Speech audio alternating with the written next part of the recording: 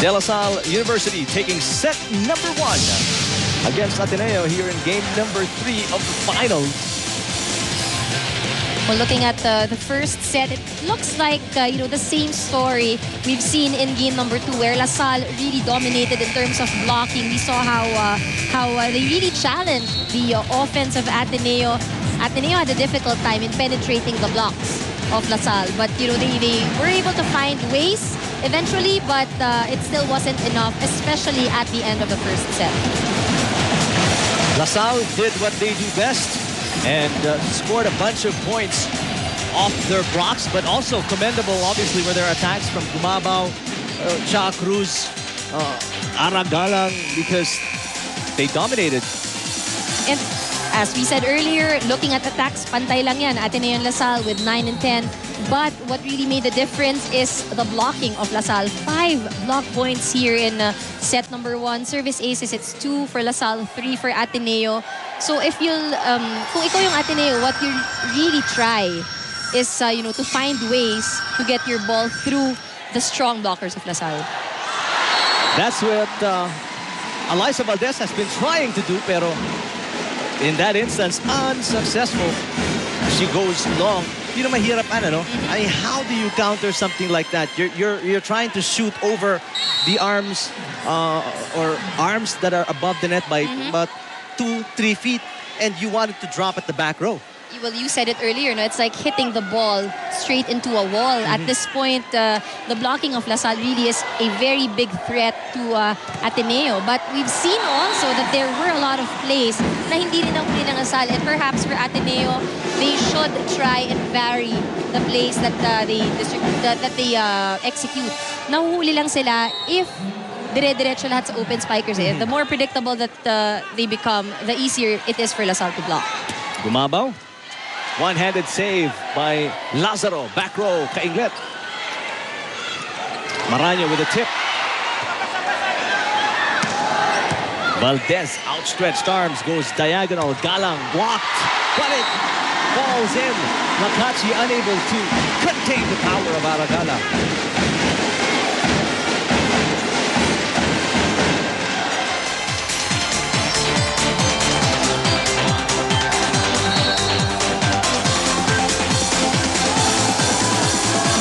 Two serving 1.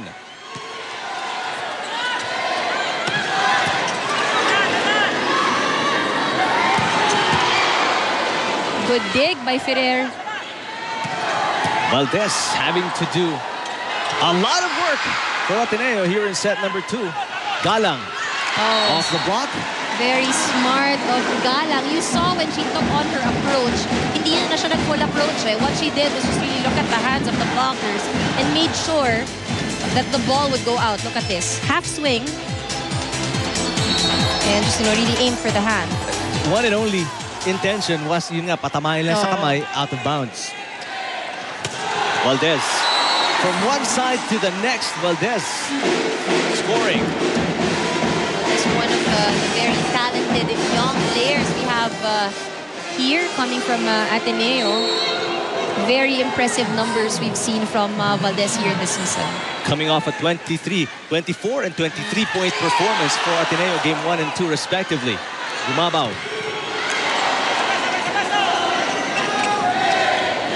Gervasio. Over reception from Maraño. Gervasio tips it in.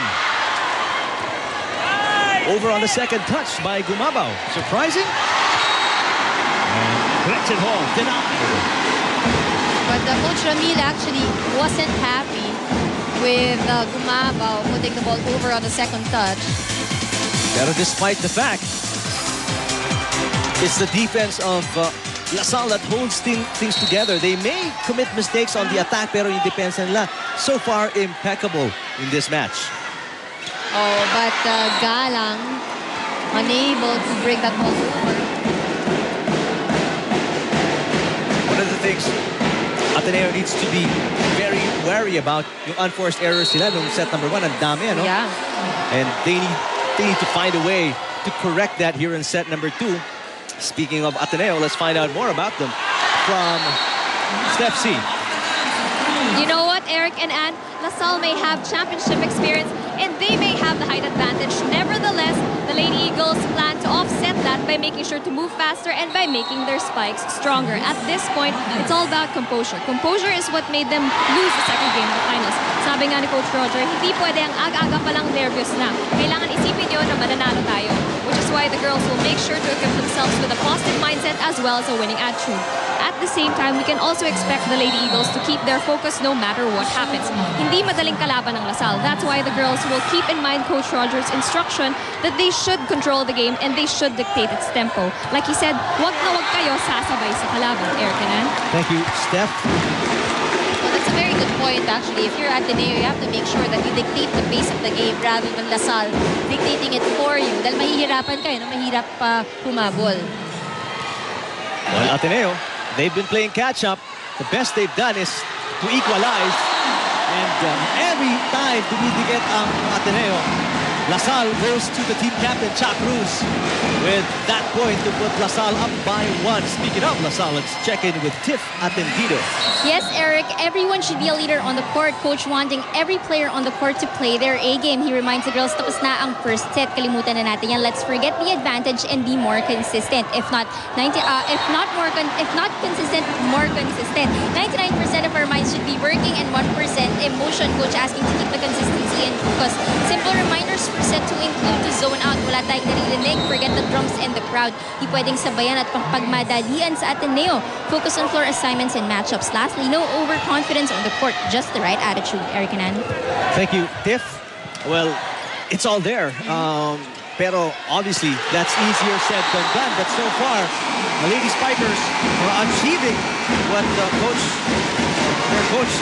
instructed them to do. Just zone everything out and perform like how we practice on a regular basis. Now they're up by 3, 8-5 in set number 2.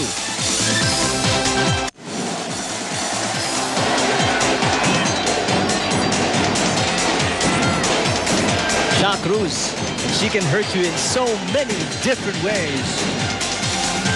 That's one of them. Cara Acevedo here to, of course, support her team.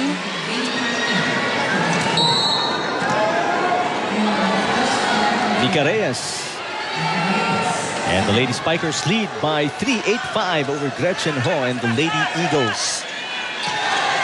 Tumugot na si Coach Gorayev as he puts in Ella De Jesus.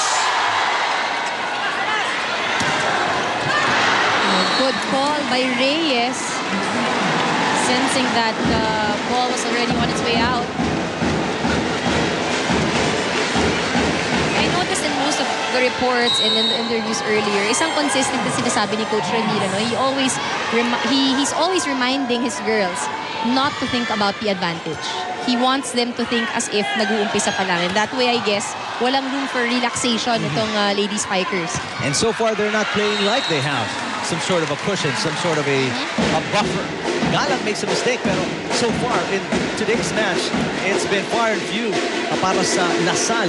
Unforced errors, and they've been pretty solid, especially on the defensive end. As Kainglet checks back in, short-lived stint para kay Ella De Jesus here in set number 2.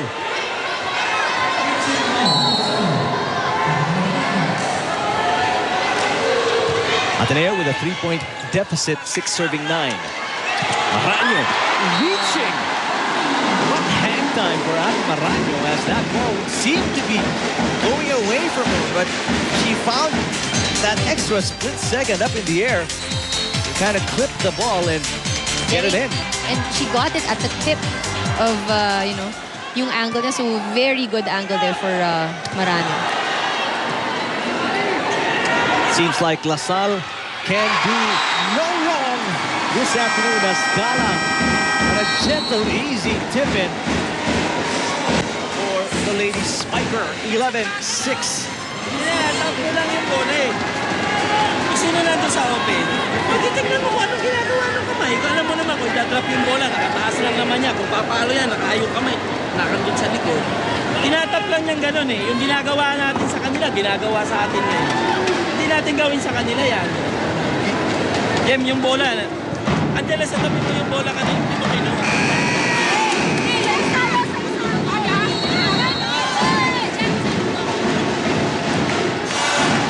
questions for Coach Correa. Questions poses challenges to the players. Bakit hindi natin gawin yung ginagawa ng Lasal? Because they clearly show that they could do it. The win in game number 1 was exactly that. They fooled Lasal with so many plays, such a variety of attacks that Lasal didn't know what hit them. Pero ngayon, tulad na nabanggit man, Ateneo very predictable throughout the entire match. You know, if there's one thing that Ateneo has to always keep in mind, we are actually the only team here in the UAAP, here in Season 74, that managed to beat Lasal. And, you know, that tama ka that win in game number 1 should, you know, really build up their confidence. And at this point, parang nakikita lang natin there are a few lapses here and there, but what you're looking for is someone to really step up and bring in the points. And from there, I think everything else will follow. Ateneo can't seem to get a good rally going on in terms of points. I use the term rally as well because nakakuha silang dalawa. One from Herbacio, one from the service ace, pero they throw one away on the service error of Kainglet. They're back down by 4. Ferrer winning the joust against Maraño. Valdez. Oh, what a all good. stretched out for that. Excellent attack from Valdez. Of course, no surprise. One of the best spikers here for Coach Roger Gorayev. Valdez is so unique once she makes that approach to the ball. She has that parang... May pull yung kamay niya because she winds up to make sure that the power is there. And also, her facial expression, her demeanor when she approaches and attacks, it's like there's no tomorrow. Parang all out. And a block, offensive block on Ateneo's side, forces Coach Ramil De Jesus to call a timeout. Let's listen to DLSU. Sandali lang, dahan-dahan tingnan mo ni tao. Nakapantay na yung tao kay Abby. Pinigay mo pa kay Abby. Sumunod na kay Abby, di ba? So yun ang sinasabi ko sa'yo, huwag ka magpatay mo bitaw. Dapat gumalaw si Abby, hayaan mo gumalaw si Abby. So marami kang tao sa harap. Hindi yan. Tiwala lang, then coverage. Coverage tayo para hindi mo wala ng loob yung pumapalo. Kahit ano pa, sino pa yung pumapalo, coverage tayo. Then, isang patay lang tayo sa musik na tayo.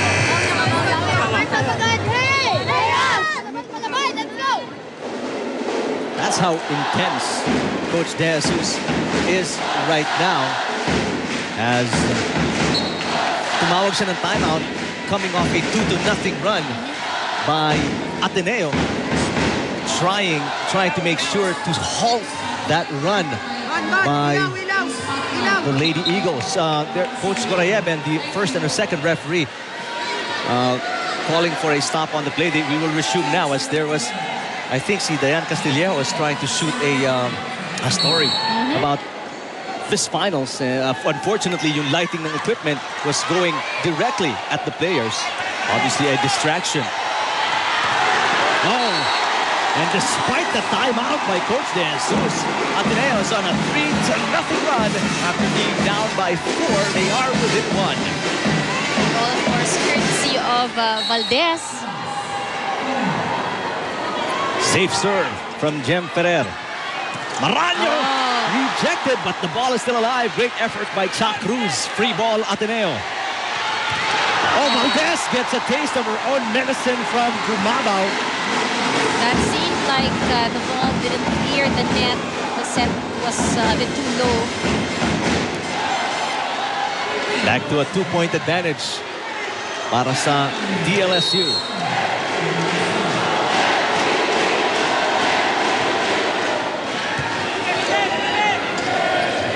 Herbasio's turn from that same side. And again, this defensive tandem of Gumabao and Reyes and just impregnable para sa Ateneo. Perfect term for this is that you got roof. Look at that. I think it's not really the height of the jump, no? Nitong dalawang blockers ng Lasal, but it's really more of the timing that they have against the spikers of Lasal, of Ateneo rather. Galang. Seems to be no check. That ball out of bounds. Point for Ateneo. Ara Galang unable to brush it off the blockers.